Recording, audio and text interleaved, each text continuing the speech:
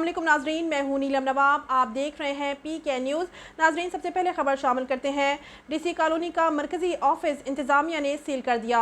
मजीद तफसीलात सरदार ताहिर महमूद की इस रिपोर्ट में। जी, मैं इस वक्त DC कॉलोनी गुजरांवाला कैंट में मौजूद हूँ, जहाँ पे चंद माह पहले भी DC कॉलोनी इंतज़ामिया की जो रजीम थी, उन्होंने स्टाम्प ड्यूटी जमा ना कराने की वजह से ऑफिस सील होने के अहकामात जारी हुए। लेकिन उस वक्त कुछ स्टे ऑर्डर ले लिया गया और तहसीलदार और जो इलाका मजिस्ट्रेट थे उनके साथ मुका करके टाइम लिया गया और उस वक्त DC कॉलोनी के ऑफिस को बचा लिया गया।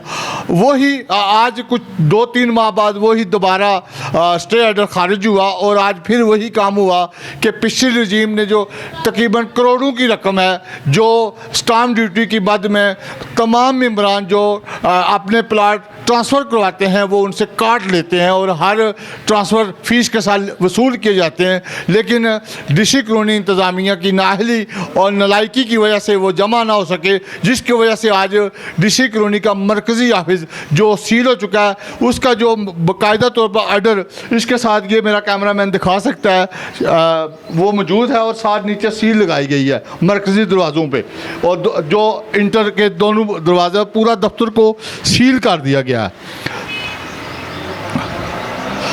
आज सोसाइटी बगैर दफ्तर के लावारस है और जिसका कोई वाली वारिस नहीं है।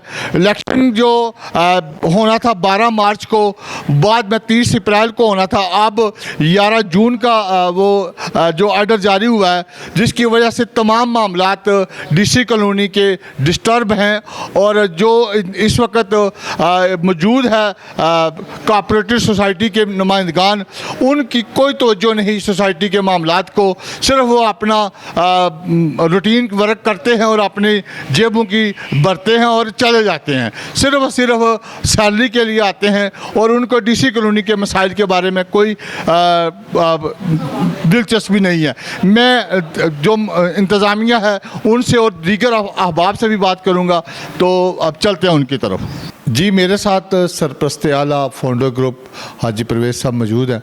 आई साहब, आज जो DC कॉलोनी सोसाइटी का जो मरकज़ी ऑफिस है, स्टाम्प ड्यूटी अदम अदायगी पे इसको सील किया गया। कुछ माह पहले भी ये होने वाला था, तो उस वक्त कोई ले दे के इसको टाला गया, फिर स्टे आ गया, ले लिया गया सोसाइटी का। आज फिर वो हो गया। ये बदनामी नहीं है सोसाइटी की, और ये क्यों हुआ, इसके बारे में थोड़े हमारे नाज़रीन को थोड़ा सा बताएं। बिस्मिल्लाहिर्रहमानिर्रहीम। सरदार साहब, बहुत बड़ी ज़्यादती है। जो पहले ये वाक़या हुआ था उस वक्त भी हमारे सेक्रेटरी के उम्मीदवार मुअज़्ज़म अली दुदरा साहब उधर मौजूद थे, तो उन्होंने रिक्वेस्ट करके तो ये इनको टाइम लेकर दिया था, स्टे वगैरह नहीं, टाइम लेकर दिया था। उसके बाद फिर ये भी चल रहा था सिलसिला, तो आज से 10 दिन पहले नोटिस आया बाकायदा, लेकिन किसी ने उस पर गौर नहीं किया, देखा नहीं कि नोटिस आया, इसका क्या करना है। ये सोचना समझना चाहिए, इसको देखना चाहिए। वो जब टाइम पूरा हुआ है, इनको पता था जब हमारे खिलाफ फैसला आ गया है, हमारे इधर वकील है बाकायदा दफ्तर का, उनको चाहिए कि ख्याल करें। जब तकरीबन 1.5-2 लाख रुपए वो वकील में पड़ती है जो हमने रखी है, कोमल एडवाइज़र हमारी जो है, देखो किसी ने भी ख्याल नहीं किया। उसका नतीजा ये निकला कि आज दफ्तर सील हो गया है। बहुत बड़ी ज़्यादती है। बहरहाल हम मौका पर गए हैं, जाकर रिक्वेस्ट की, लेकिन उन्होंने फॉर सील किया के चले गए। फिर उसके बाद हम शादी हाल में गए हैं, उधर जो हमारी मेंबर हैं, लेडीज़ हैं, 1-2 जेंट्स हैं, वो उधर बैठे हुए थे। उनसे जाकर बात की है, बहरहाल उन्होंने कहा कि हम रिक्वेस्ट कर रहे हैं, लेकिन उन्होंने थोड़ी देर पहले आज अमजद सलीम भट्ट साहब और मुअज़्ज़म अली दुदरा साहब वो गए हैं, जाकर रिक्वेस्ट करेंगे इंशाल्लाह DCO के पास, और उम्मीद है कि थोड़ी देर में ये ओपन हो जाएगा। लेकिन जो इसके मामलात हैं वो तय होने चाहिए। देखो हर चीज़ में रिकॉर्ड, दफ्तर बंद हो गया, हर चीज़ बंद हो गई ना। ये तो टैक्स अभी ये है, अगर इस पे हमने कंट्रोल ना किया तो ये हमारे घर भी सील करेंगे। कई अरसे से ये मामला है, 2006 और 2009 से ये मामला चल रहा है। उस पर स्टे आ गया था, ये वो बकाया जात चल रहे आ रहे हैं। उस तरह कितनी रजीमें आई, कितनी चली गई, किसी ने इसके ऊपर काम क्यों नहीं किया? नहीं, ये 2006 दूसरी वाले वो और मामला था, ठीक है, ये नहीं था।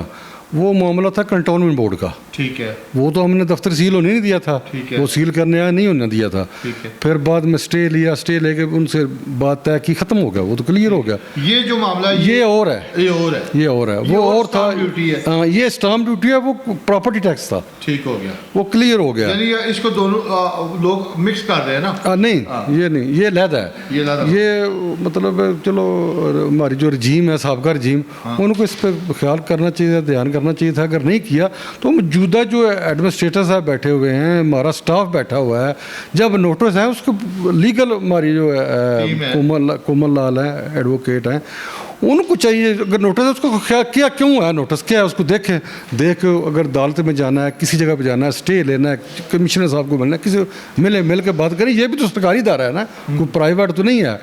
अगर है कोई उनका लेन देन का मामला, किस्तें कर लें, रिक्वेस्ट कर लें, कुछ हो तो जाता है, सील नहीं होनी चाहिए। अच्छा, ये जो मामला हुआ, इसके ऊपर हम ये इलेक्शन पूरी पंजाब के अंदर इस वक्त हाइट पे है, इसके ऊपर स्टे आए 12 मार्च की जगह 30 के, या 11 जून की डेट आ रही है सामने। तो इसके बावजूद इतनी लापरवाही, और पंजाब की चंद बेहतरीन सोसाइटियों में इसका शुमार है, क्या ये सोसाइटी के लिए नुकसानदेह बात होगी?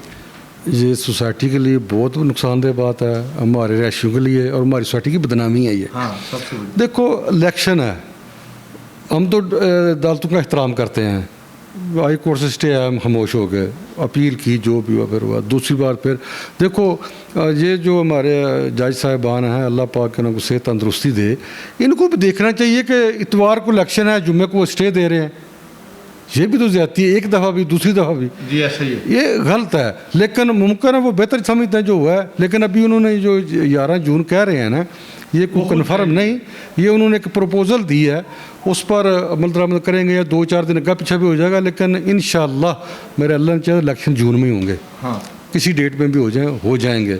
अभी वोटर लिस्ट हमारी जो है वो जाएगी हाई कोर्ट में, वो चेक करेंगे, मतलब ये सरकारी मामला जी, है। हो जाएगा। इलेक्शन होंगे, इलेक्शन जब भी होंगे हम इंशाल्लाह तैयार हैं, इलेक्शन लड़ेंगे, अगर जरूर लड़ेंगे। ये सोसाइटी की रजीम होती, मुंतखब रजीम होती, तो आज ये दफ्तर सील नहीं होना था। ये बिल्कुल, ये तो बात मतलब 100% बात आपकी ठीक है। अगर रजीम होती हाँ। तो किसी को जरूरत नहीं थी वो इस तरह सील करके जाता। हाँ। आपको पता है जब हमारे दौर में जब कंटोनमेंट बोर्ड आई थी तो हमने सील नहीं होने दिया था, बिल्कुल वो लोग वापस गए थे, फिर हमने उसके बाद स्टे लिया था। ये अभी भी चाहिए था इनको, हमारे जो मुलाजम हैं, अल्लाह पाक उनको सेहत तंदरुस्ती दे, या अक्ल भी दे, सोच भी दे, हदायत भी दे, उनको चाहिए थे डट जाते, क्या होना था, किसी ने गोली मारनी थी उनको, गिरफ्तारियां दे देते, लेकिन दफ्तर सील ना देते। हमारा सिक्योरिटी गार्ड है, हमारे पास माली हैं, स्टाफ बहुत है, किसी को जरूरत नहीं, वो अंदर से बाहर ना निकलते, क्या करना था उन्होंने, लेकिन वो बस मुलाजिम समझते का मुलाजिम है, बाहर निकले, सील किया, वो चले गए हैं बस। अच्छा, ये जो मामला हुआ, ये आपने जैसे कहा पुरानी रजीम का भी इसमें अमल दखल है, तो ये जो आने वाली जो इलेक्शन है, ये जिन लोगों ने स्टे लिया उनके लिए ये एक लोगों के लिए एक मैसेज नहीं जाएगा कि उन्होंने सोसाइटी की बदनामी के लिए ये सारे काम करते रहे, अगर रजीम होती, इलेक्शन होता तो ये काम नहीं होना था। देखो ये तो वोटर तो सोचता है ना, कोई ऐसा दौर नहीं है, हम कहें ना कि पहले वाले वक्त सब गुजर गए हैं, अब हर वोटर, हर सपोर्टर और हर इस रिहायशी जो किराएदार भी है वो भी सोचता है कि ये क्या हुआ है या क्या हो रहा है, सबको पता है, सबको इल्म है।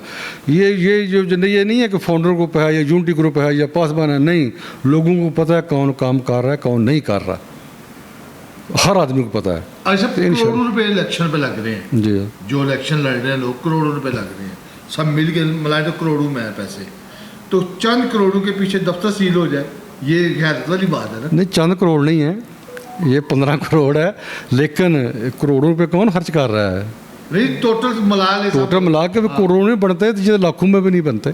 आप कैसे कह रहे हैं करोड़ों रुपए खर्च हो गए? नहीं, जो बोर्ड लगे हैं, पब्लिसिटी है, बोर्ड लगे, ये सपोर्टर लगाते हैं। हाँ वही है ना, सपोर्टर से मैं बात कर रहा हूँ भाई, सपोर्टर, एक सपोर्टर 2 बोर्ड लगा दिए, 5-10 हज़ार 20 हज़ार लगा दिया, दूसरे लगा दिए, तीसरे लगा दी, वो खर्च तो तब होगा जब आप अपनी जेब से देंगे, फिर होगा कि आपने इतने पैसे लगाए हैं, ये नहीं, ये सपोर्टर लगाते हैं। अच्छा, जो पिछले दिनों हमने देखा एक और स्कैंडल भी था 40 जेलम का, उसके हवाले से भी ये भी एक सामने आया, ये सोसाइटी के अंदर कोई ना कोई स्कैंडल, कोई ना कोई कहानी नहीं आती रहती है, कोई नज़र लग गई है सोसाइटी को? नहीं, नजर नहीं, सोसाइटी को आंखें भी लगी हुई हैं, ये बात नहीं है, लेकिन वो आंखें बंद हैं।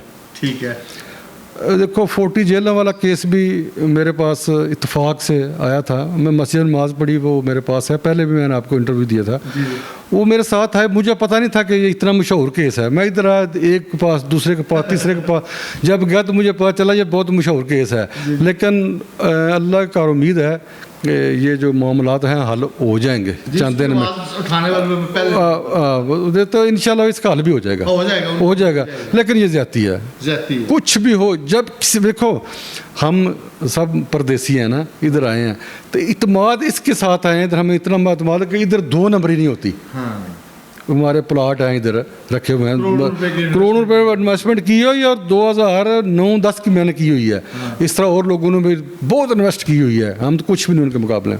लेकिन जब वो इसका एक आदमी का प्लाट 2.5-3 करोड़ का प्लाट है, वो चला जाए तो वो जिंदा रहेगा, वो तो मारेगा और मर जाएगा, तो छोड़ेगा नहीं किसी को। सोसाइटी की यहाँ बदनामी है, बस ये तो ये होना नहीं चाहिए। लेकिन ये इस चीज़ की रोकथाम के लिए अगर इंशाल्लाह अल्लाह आपको कामयाबी से नवाजे आपके ग्रुप को, इसके लिए कोई ठोस इक़दाम इंशाल्लाह ये जो है ना, जब अल्लाह पाक हमें इज़्ज़त देता है ना, हम 3-4 काम है जो करने वाले हैं ना, जो हम समझते हैं। उसके बाद तो 3 साल पड़े हैं। एक सिक्योरिटी, एक हार्टिकल्चर, और दूसरा जो है ना सफाई सुथराई वाला मामला, और तीसरा जो चौथा जो कंप्यूटर सिस्टम है ना, इसको कंट्रोल करना। ये इंशाल्लाह 100% हमारी नीयत है कि 100% हम कोशिश करेंगे। सिक्योरिटी को भी सेट करेंगे, एग्रीकल्चर को भी करेंगे, सफाई सुथराई को भी करेंगे, और जो अंदर मौजूदा कंप्यूटर है इसको इंशाल्लाह हम कंप्यूटर को कंट्रोल करेंगे। अच्छा, अब ये सील हुआ है, आपके अलावा और हमें कोई बंदा नज़र नहीं आया कि जिसको ये तकलीफ हुई हो कि DC कॉलोनी का ऑफिस सील हो गया। इसकी क्या वजह? यार देखो, हमारा जो सेक्रेटरी के उम्मीदवार है वो भी पहुँचे हैं, जो हमारा नायब सदर है वो पहुँचे हैं, हमारा सदर भी जो उम्मीदवार है वो भी पहुँचा है, मैं भी उधर था, हमारे और चंद दोस्त हैं वो भी होता है, तार चीमा साहब थे वो भी हैं। मकसद है कि हमें इस चीज़ की तकलीफ़ है कि ये दफ्तर बंद होगा। हम रहायशी हैं, हमें तकलीफ़ है इस चीज़ की कि जब दफ्तर यार बंद हो जाएगा तो हम कुछ भी नहीं है ना, हमारी प्रॉपर्टी का क्या बनेगा? दफ्तर बंद होगा, हमारी प्रॉपर्टी में कुछ भी नहीं बनेगा। इसलिए हम इधर पहुँचे हैं, हमें तकलीफ़ में आई है, हमने आवाज़ उठाई है। और हमारे जो सदर साहब के सेक्रेटरी को उम्मीद है, अमजद सलीम भट्ट साहब, वो दुदरा साहब और नसीब चीमा साहब, वो सारे गए हैं, जाकर रिक्वेस्ट करेंगे, इंशाल्लाह इसको खुलवाएंगे और खुलेगा। आपका कीमती टाइम देने का।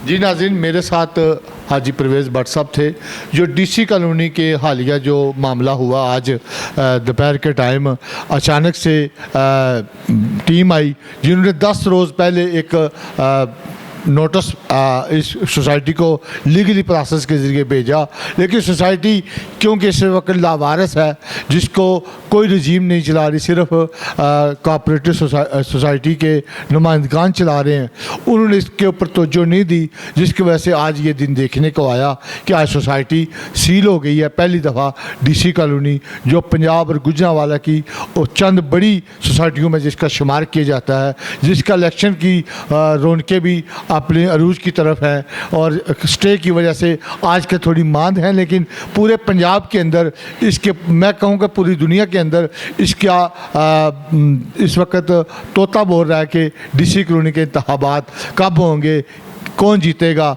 लेकिन जो हालात हैं वो इंतहाई नाजुक हैं। इसका एक ही हल है, आज परवेज़ भट्ट साहब का कहना है कि इसका फिलहाल इंतखाबात हों और जो रजीम जीते वो DC कॉलोनी के रिहायशियों के मसाइल को हल करे। कैमरामैन मोहम्मद उस्मान सागर के साथ सरदार ताहिर, DC कॉलोनी गुजरांवाला।